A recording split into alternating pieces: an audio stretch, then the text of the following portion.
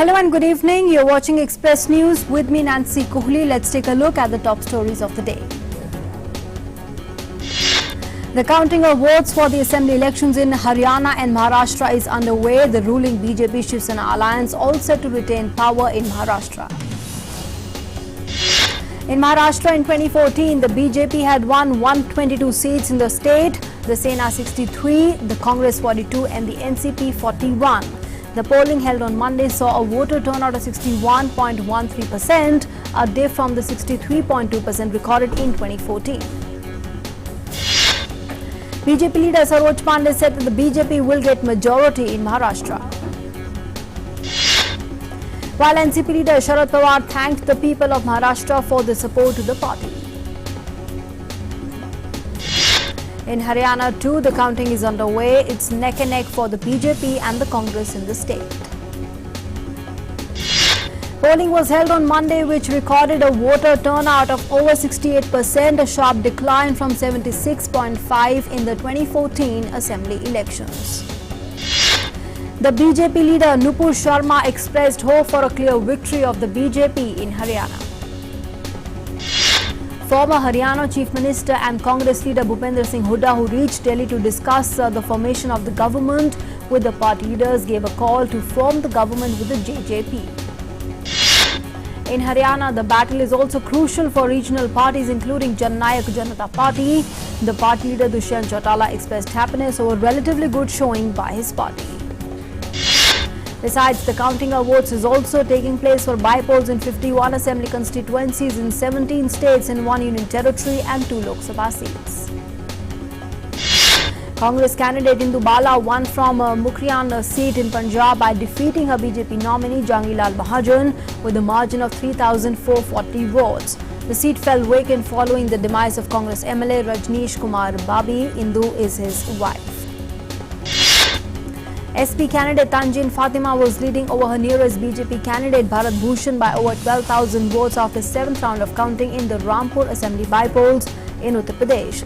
The Congress candidate was on the 3rd spot and the BSP on the 4th.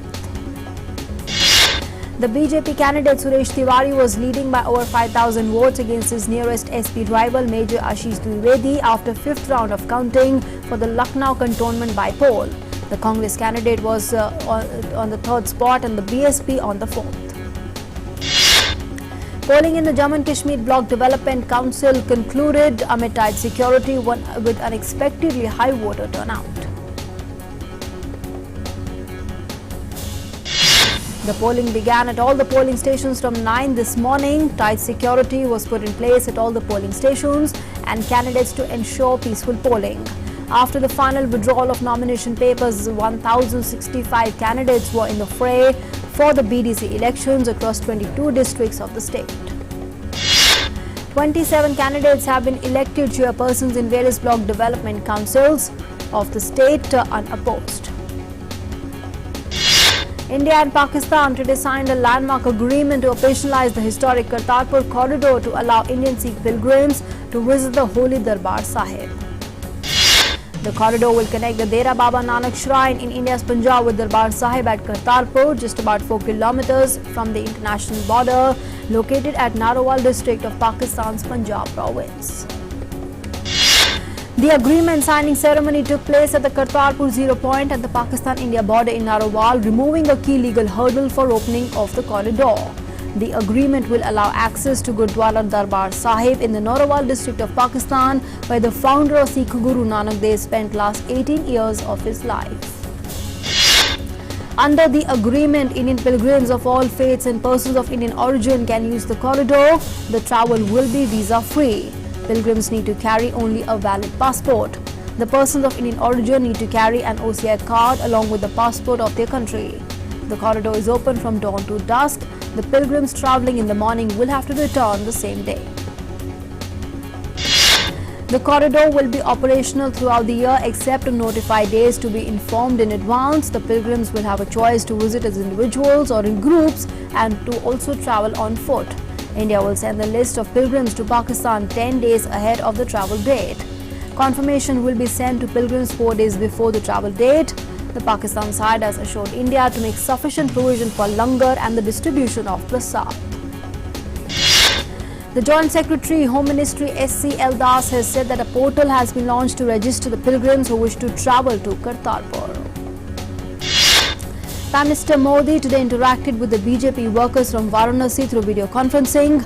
While addressing the workers, the Prime Minister urged the party workers to spread awareness about the central government social welfare schemes among people. India has jumped 14 places to take the 63rd position on the World Bank's Ease of Doing Business ranking. It was 77th among 190 countries in the previous ranking.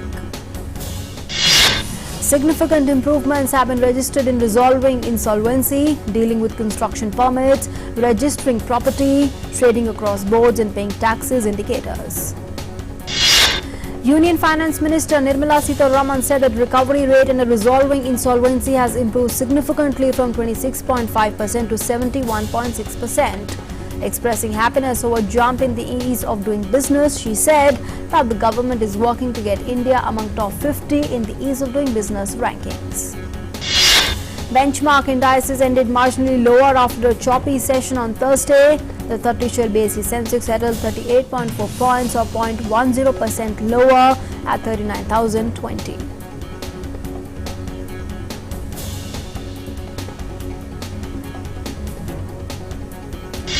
The broader NSE Nifty slipped 21.5 points or 0.19% to 11,582.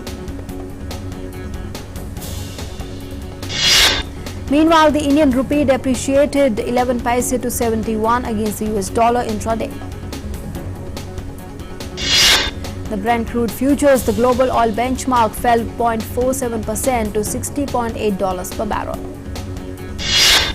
Gold prices rose by 52 rupees to 38,055 rupees per 10 grams in futures trade on Thursday as speculators widened their bets on spot demand.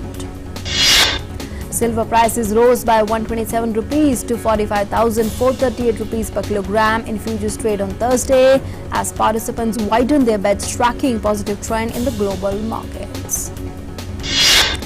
India jumps remarkable 14 notches in the ease of doing business. The recently released World Bank report 2020 states India at 63rd position.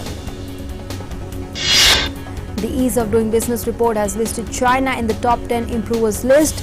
China has been positioned at 31st in the global rankings. Lionsgate India has tied over digital agency Digi Osmosis as its social media agency to expand business in India. Epilson has appointed Prita Sen as Director, PR and Internal Communications. She will be handling internal communications, brand strategy and digital marketing. European Union ambassadors met in Brussels to coordinate the response from the national capitals after European Council President Donald Tusk recommended approving a 3-month delay beyond current 31st October deadline. Guy Verhofstadt also said after a meeting of European Union expert legislators that the MEPs would need the necessary time to check the details of European Union-UK withdrawal agreement. British Prime Minister Boris Johnson said if the deadline is deferred to the end of January, he will call an election by Christmas. The leaders of Ecuador protest said that talks with President Lenin Moreno on fuel subsidies have paused due to the government's persecution of its leaders. Moreno held talks with the leaders of indigenous protests and repealed the decree that put an end to subsidies in the fuel prices in order to put an end to the violent protests. Anger continues to mount in Bolivia over the election counting allegedly being rigged. Clashes erupted between supporters of Bolivian President Evo Morales and presidential candidate Carlos Mesa in the lowland city of Santa Cruz. US President Donald Trump has lifted the sanctions from Turkey. He said that Turkey has said it is stopping combat and making a ceasefire in northern Syria permanent, which prompted the US's latest move. Meanwhile, the Russian military police arrived in the strategic Syrian city of Kobani as Moscow warned Kurdish forces that they face further armed conflict with Turkey if they fail to withdraw from Syria's entire northeastern border. Republicans in the US House of Representatives disrupted the House to get tougher in fighting Democrats' attempts to impeach Trump and prevented Pentagon officials from testifying. US Republican and Democratic lawmakers lambast Facebook CEO Mark Zuckerberg for failing to crack down on online child exploitation, political misinformation and for data privacy lapses. Heavy rainfall hits the Douglas County in Colorado. The National Weather Service issued warning and said 8 inches of snow expected to fall in the southern Colorado. Storms and heavy rain lashed southern France, causing floods. France's National Weather Authority predicts the storm and rain would continue. Strong winds have swept away cars in some towns in the region. Chief Executive Officer of Atos Technology, Thierry Breton, has been proposed to be the France's candidate to head industrial policy in the next European Commission. Amid bitter relations, Japanese Prime Minister Shinzo Abe and South Korean Prime Minister Lee Nak-yeon held talks to strengthen ties which deteriorated since decades. Chung Kyung-shin, the wife of former South Korean Justice Cho Kuk, is arrested in South Korea on the allegations of graft scandal. Protesters gathered in the streets of Lebanon against corruption and waste in a state mired in debt and economic crisis, as unprecedented demonstrations against the political elite have entered its 7th day. Violent and anti-government protests against corruption and economic crisis in Haiti entered its 6th week. As a consequence, the Best Western Hotel announces to close its doors as the hotel claims to have no customer. Protest intensifies in Chile's capital, Santiago, against social inequality since Chilean President Sebastián Piñera pledged social reforms to try to quell days of rioting. Thousands of Chileans defied a state of emergency and military curfews. After reassuming power, the Canadian Prime Minister Justin Trudeau said that he regrets the tone of the election campaign and pledged to bring the unity to the country. Head of the centrist Blue and White Party, Benny Gantz, received an official mandate to try to form Israel's next government after inconclusive elections. Gantz will have 28 days to complete the task assigned. Failure could lead to a new election, the third within a year. British police found the bodies of 39 people inside a truck container which are believed to have come from Bulgaria at an industrial estate to the east of London. The driver of the truck has been arrested on the suspicion of murder. The grandson of Francisco Franco termed the decision by the government to remove Franco's remains as an act of political opportunism. Australia's longest waterway, the Darling River, is turning dry. It has reduced to a string of stagnant pools. The river is historically an important water source for the Aboriginal. Locals blame the government for intensifying the drought situation by draining the river to give water to irrigators. A Byzantine-era church built in the honor of an unnamed martyr has been unearthed near Jerusalem, Israeli researchers said. The 3-year dig uncovered floors decorated with vast mosaics depicting birds, fruit and plants, colorful frescoes, and a curious Greek inscription that has baffled the researchers. Hundreds of Mexican clowns marched merrily through Mexico City to mark the 24th Annual International Clown Convention aimed at honing their craft and supporting the industry. Astrid, the indomitable pin-size gull forever outfoxing the Romans, returns for his 30th comic adventure with her long red braid, black trousers, gold headphones and grumpy teenage disposition. Adrenaline will keep Astrid and his oversized Obelix chasing after her to ensure her safety as she explores adolescent rebellion. France's first state-recognized magic academy offers diploma in magic. The school in the medieval heart of Paris has existed for 3 decades, but this year its training program have been given an official stamp by the country's Labour Ministry, putting it on the same footing as other performing arts schools. An old lighthouse on the Danish west coast that risked falling into the sea moved to inland. Hundreds of people braved cold and wind to see the 120-old Rupjord nude lighthouse slowly being moved to a more secure public destination. US scientists have discovered a new method for upcycling single-use plastic into high-quality liquid products such as motor oils, lubricants, detergents and cosmetics. Italy's most beautiful, the House of the Bicentenary in the archaeological park of Herculaneum, has been brought back to the public eye this week after a 30-year restoration project. The unconventional apiculturist in California, Michael Tell, is saving the dying honeybees. He championed an approach he called the rebuilding of honeybees, which allows them to live as they did for millions of years in natural log hives high. Rugby player Brian Habana wants to see the ball in the hands of current South African flyers Cheslin Kolbe and Mazakol Mapimi in Sunday's semi-finals against the Wales. Sunday's opponents Wales have identified Kolbe as a South African danger man, and there have been some calls for head coach Rassie Erasmus to expand the play and involve his wide men more. Roger Federer stayed on course for a 10th title at his hometown Swiss indoor tournament in Basel, dropping only 3 games in crushing Moldova's Radu Albot. The 38-year-old, who has lost 6 games so far in the tournament, dispatched his hapless opponent in only 62 minutes, winning the second round match 6-0, 6-3. Reigning champions River Plate qualified for the final of the Copa Libertadores 2-1 despite losing 1-0 and surviving a late onslaught by arch rivals Boca Juniors. Dominic Thiem beat Joe Wilfried Songa 6-4, 7-6 to set up a second round clash in the Vienna Open against Fernando Verdasco at his home tournament in the Austrian capital. Alex Oxlade brace was added to by late goals from Sadio Mane and Mohamed Salah as Liverpool recorded a 4-1 win at Genk. Lewis Hamilton attended a training session in Mexico City along with some local sporting stars ahead of Mexican Grand Prix. Forming part of a promotional event, Hamilton received boxing training tips from former multiple-time world champion across 3 weight divisions, Julio Cesar Chavez. Gold Monfils came back from a perilous position to beat Denis Novak 2-6, 7-5, 6-3 at the Vienna Open and progressed to the second round. Britain's Prince Charles attended a Wales rugby training session in Tokyo ahead of their World Cup semi-final against South Africa. Charles was presented with a Welsh ruby shirt by captain Olin Wine-Jones before posing for photographs with the team.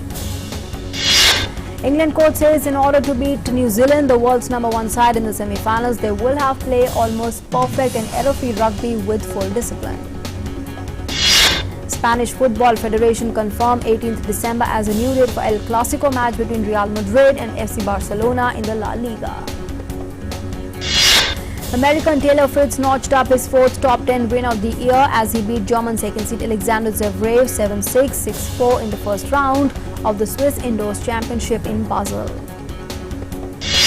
Scott Barrett has been surprisingly named to start at blindside flanker for New Zealand in the Rugby World Cup semi-final against England, with Ardie Savia shifting to the open side of the scrum.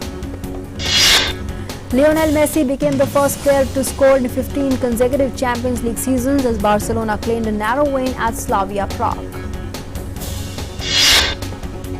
Midfield maverick Hakim Ziyech is likely to return for Ajax Amsterdam when they host against Chelsea in the Champions League. The Bangladesh cricketers who are on a strike have called it off after a meeting with the top Bangladesh Cricket Board officials. Calling off the strike means the team's tour of India, which begins in November, is on schedule. Indian badminton star Kidambi Srikanth crashed out of the French Open after facing the defeat against Taiwan's Chou Tin-chen in the first round, 21-15, 7-21, 14-21. Indian shuttler Saina Nehwal progressed to second round of the ongoing French Open in Paris. Nehwal defeated Hong Kong's Cheong Niang Yi in straight games 23-21, 21-17 in the first round match. Abhishek Nair announces retirement after 13-year-long domestic career. Abhishek Nair is known for his contribution to Mumbai's successive Ranji Trophy triumphs and his role as the mentor of Dinesh Karthik, Shreyas Iyer and Unmukt Chand. Speaking with the media after being officially elected as the president of India's cricket body, the BCCI, Saurav Ganguly promised a corruption-free tenure. He celebrated the player also ensured credibility. He said it's a new start for the BCCI. Rohit Sharma becomes third Indian to reach top 10 in all the 3 formats. Rohit Sharma's knock of 212 in the third test in Ranchi helped him advance 12 places to 10th position in the ICC Test Player Rankings. Lauren Aggenbach became the first female umpire to officiate in a men's first-class game in South Africa. The 23-year-old officiated in the match between Central Gauteng Lions and Boland in the Cricket South Africa's provincial 3-day competition in Johannesburg. The group of martial art experts in Surat made a bizarre Guinness World Record by lying on a multi-layered bed of nails. The 9-member team led by martial arts expert Wispy Karadi created history by lying on top of each other with 4 to 6 inches on nails placed. Nexus Mall is all set to make this festive season special. It initiated the campaign Happiness Wali Diwali, in which happiness ambassador is seen to be Ayushmann Khurrana. Salman Khan has dropped the trailer of his much-awaited action film Dabangg 3 from his Twitter account. He will play the character of Chulbul Pandey. The movie is set to release on 20th December. The first trailer for Vidyu Jamwal's upcoming action film Commando 3 is out. The film stars him as a soldier on a mission to hunt down her biggest threat, played by Gulshan Devaya. With over 430 crore rupees in the bank, Hrithik Roshan and Tiger Shroff's War has become the highest grossing Indian film of this year, overtaking Prabhas's Saho. The bulk of the film's earnings have come domestically. According to Box Office India, War has made 433 crore rupees worldwide, with over 400 crore rupees coming from India alone. Joining the Aero stars who have started the YouTube channel, Bollywood's Madhuri Dixit too made a debut on the video sharing platform by sharing IFA video.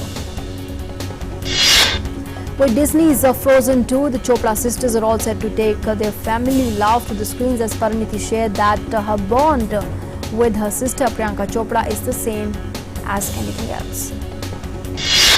After Jungle Cruise, Edgar Ramirez is all set to star in The War Has Ended. The upcoming movie is set in Poland 1945 at the end of the Second World War and will follow a man named Joseph who steps out in search of his children.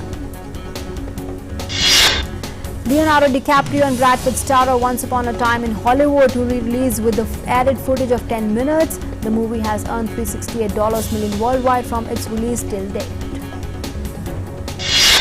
Items once again belonging to music greats Kurt Cobain, Michael Jackson and Elvis Presley and more will hit the auction block. Julian's Auctions will hold its Icons and Idols Rock and Roll auction in New York. Ikeala Strauss, the 20-year-old singer-songwriter better known as King Princess, releases her anticipated debut album Cheap Queen that tackles love, heartbreak and hard times from her queer perspective. Benedict Cumberbatch, Michael Shannon, Nicholas Hoult and Tom Holland star of The Current War is set to release in India on the 1st of November this year. Justin Bieber once again comes into the limelight as Selena Gomez's new song lyrics have people convinced inspired by Justin Bieber.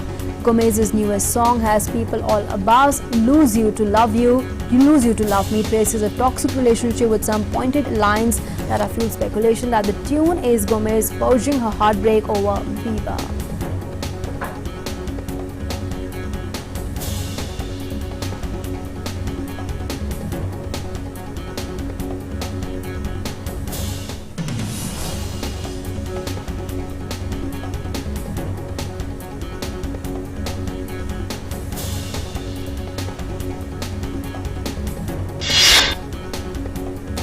And that's all we have for you in this edition of the news. But for all the latest news and updates around the clock, you can follow us on Twitter and YouTube. Thanks for being with us.